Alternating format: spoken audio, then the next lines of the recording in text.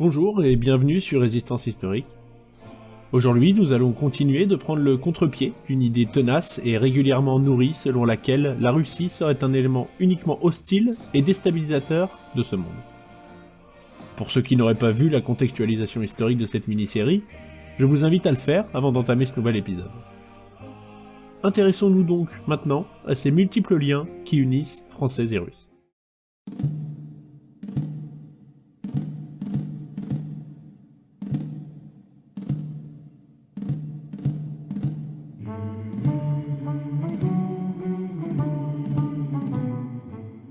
Français et Russes ont bon nombre de domaines sur lesquels échanger, partager et coopérer. Commençons avec un domaine qui ne viendrait pas forcément tout de suite à l'esprit, celui de la collaboration scientifique franco-russe. Parlons-en avec un peu d'histoire en matière de biologie et de médecine. Cette collaboration est devenue particulièrement active et fructueuse sous l'impulsion de Louis Pasteur, éminent savant français, russophile par ailleurs. Parmi les premiers savants russes invités à venir travailler dans l'institut qui porte son nom, fondé à Paris en 1888, se distingue Metchnikov, dont les travaux seront couronnés par le prix Nobel de physiologie et de médecine en 1908.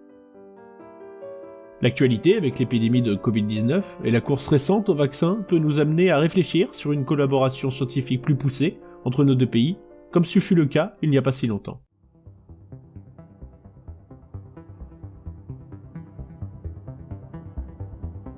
Abordons l'aspect géopolitique que Constantin de Grunewald a développé dans un seul et même volume intitulé « Les alliances franco-russes, 9 siècles de malentendus ».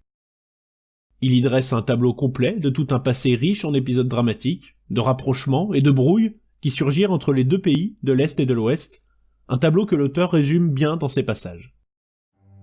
9 siècles de malentendus.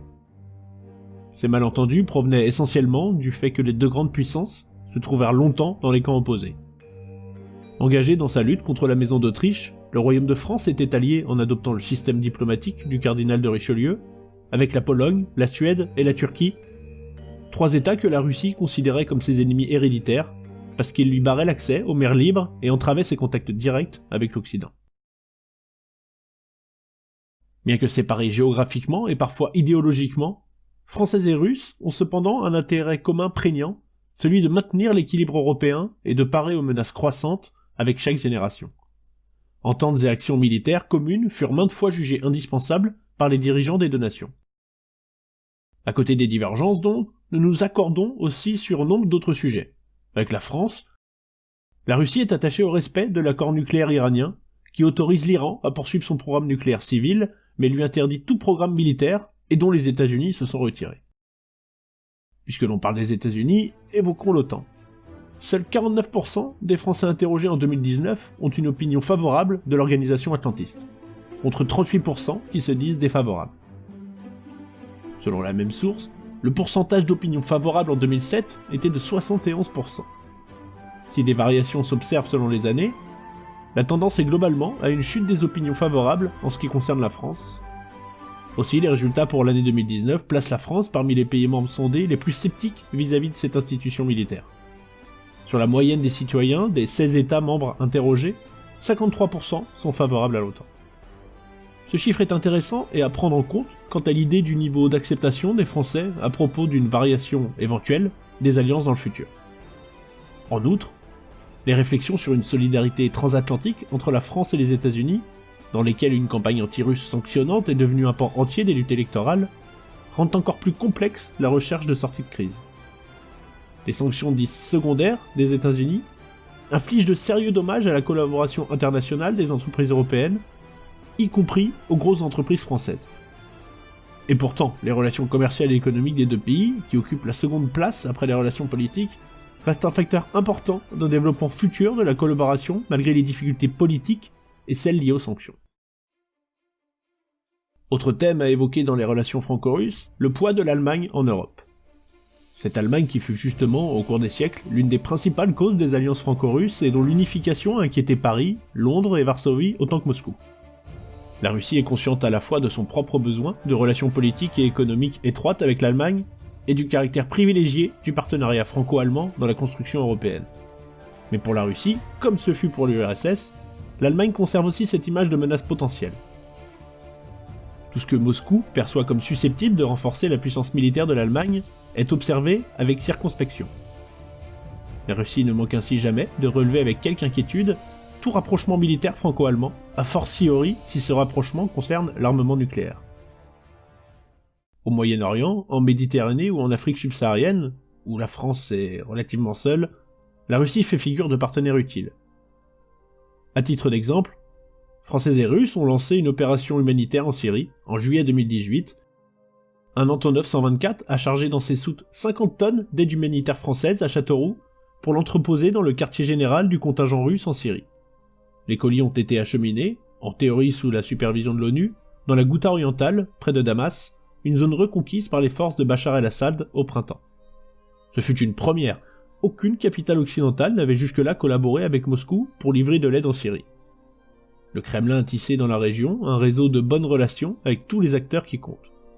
Notamment la Turquie, avec qui Poutine a une nouvelle fois prouvé lors du conflit azerbaïdjo-arménien sa capacité à comprendre, à contenir et à composer avec les velléités turques. Le rôle de la Russie dans la région est tout aussi important dans la lutte contre le terrorisme ainsi que pour des soutiens d'influence coordonnés, comme en Libye avec le maréchal Haftar, qui est appuyé par des mercenaires russes. Faisant la jonction entre l'Europe et la Chine, la Russie a également un rôle d'entremetteur à jouer dans ces relations si la place lui est laissée. Les mesures de pression économique de l'Union européenne à l'encontre de la Russie, prises à la suite du début du conflit au sein de l'Ukraine, prises à tort ou à raison, ce n'est pas le sujet de la vidéo, ainsi que les réponses de la Russie à ces sanctions, ont eu une forte influence néfaste sur l'état et le développement des liens bilatéraux entre nos deux pays.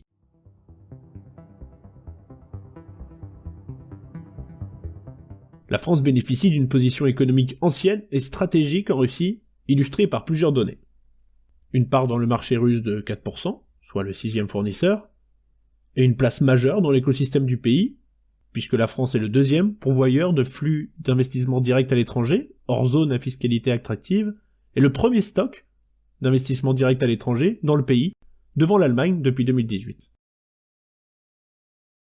Avec plus de 500 filiales françaises implantées en Russie, soit 1200 entreprises ayant au moins un actionnaire français, la France est le premier employeur étranger de la Russie. Des partenariats stratégiques ont été établis dans des domaines comme l'énergie, l'aéronautique, le nucléaire et le spatial. Les feuilles de route élaborées par le CEFIC, le Conseil économique, financier, industriel et commercial, préfigurent de nouveaux secteurs de coopération, porteurs d'opportunités et de partenariats, comme les réponses économiques au changement climatique, les nouvelles mobilités, l'innovation et la productivité du travail. Avec un total de 15,3 milliards d'euros, les échanges franco-russes en 2018 continuent leur hausse. En revanche, la structure de nos échanges bilatéraux est asymétrique.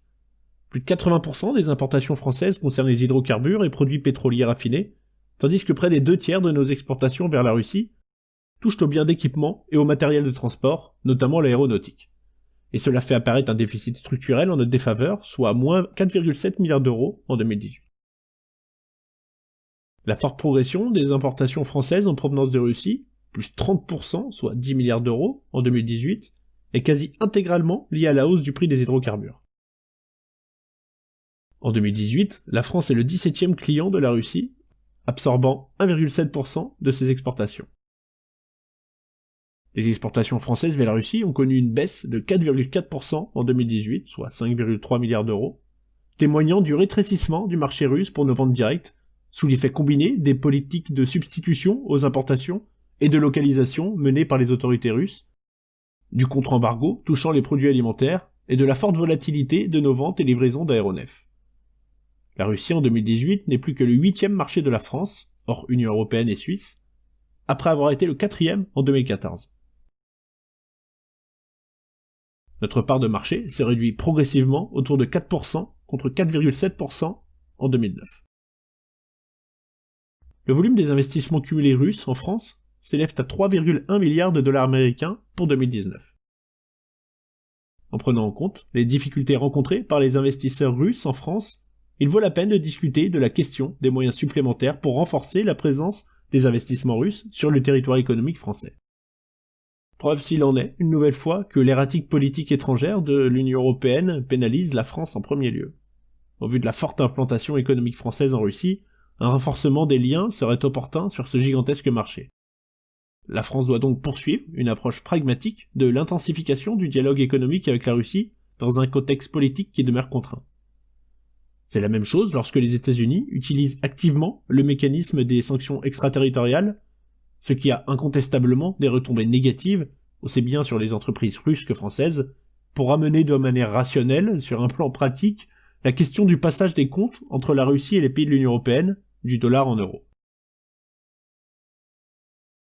Pour définir les tendances possibles de développement des relations économiques entre la Russie et la France, une déclaration commune sur un nouveau partenariat franco-russe pour l'économie du futur a été signée entre le ministère du Développement économique de la Fédération de Russie et le ministère de l'économie et des finances françaises.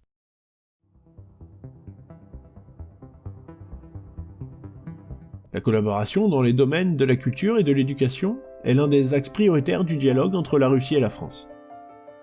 De plus, ce dialogue se développe avec succès, quelle que soit la situation internationale et la conjoncture politique. Cet état des choses est dû à l'histoire millénaire des relations entre la Russie et la France, à l'amitié, le respect commun et surtout l'attirance réciproque culturelle et spirituelle entre les Russes et les Français, un lien étroit entre deux grandes cultures.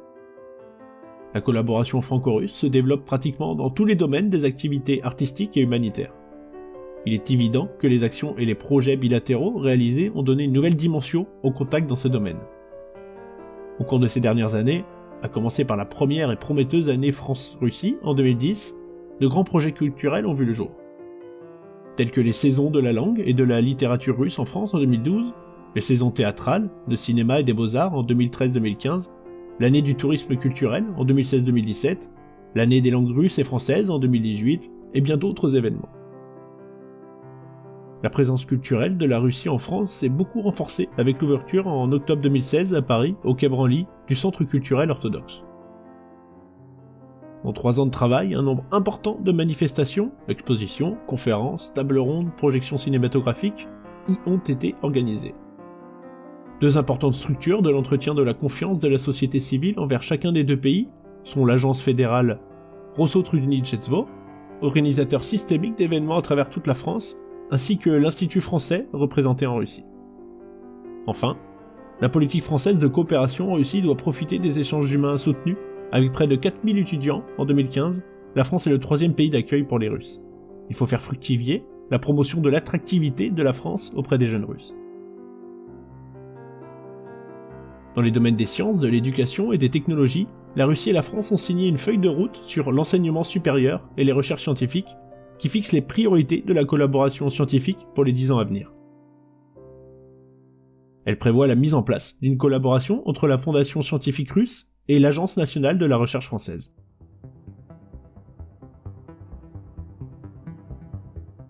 Pour une histoire commune, faite de malentendus, comme le disait Constantin de Grunewald, Français et Russes ne s'en sortent pas si mal et ont su tisser des liens durables et garder un échange permanent. Dans ce monde en mouvement, où la relation bilatérale tend à redevenir la norme, voilà 2 pays qui seraient bien inspirés de se rappeler leur longue histoire commune, d'approfondir leurs relations actuelles et tirer avantage de la longue expérience qui nous unit, que ce soit dans les alliances et accords ou dans les guerres. Des institutions comme le Conseil de l'Europe ou l'OSCE ont précisément été créées pour nous permettre d'échanger et de parler de nos désaccords.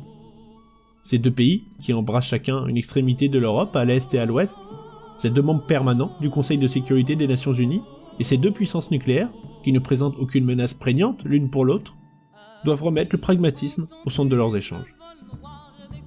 La sécurité de l'Europe ne saurait se faire sans la Russie et sans la France. L'ère géopolitique se déplace vers l'Asie, et nous n'avons pas, en Europe, de sortie asiatique. Mais nous avons un pont, qui est la Russie, pays contenant d'Eurasie. Il est à noter que 2021 portera le nom de l'année de la collaboration des régions de la Russie et de la France. Dans le cadre de son action statutaire, la représentation de Rosso-Trudničestvo en France fournira une aide au développement des contacts directs entre les formations municipales et les sujets de la Fédération de Russie, avec les villes et régions françaises dans les domaines humanitaires, culturels, technico-scientifiques et économiques. J'espère que cet épisode vous a plu. Nous nous retrouverons bientôt pour 2 épisodes de France Glorieuse, avant d'entamer une nouvelle thématique qui concernera la position et les enjeux afférents à Hong Kong dans le monde. À bientôt sur Résistance Historique.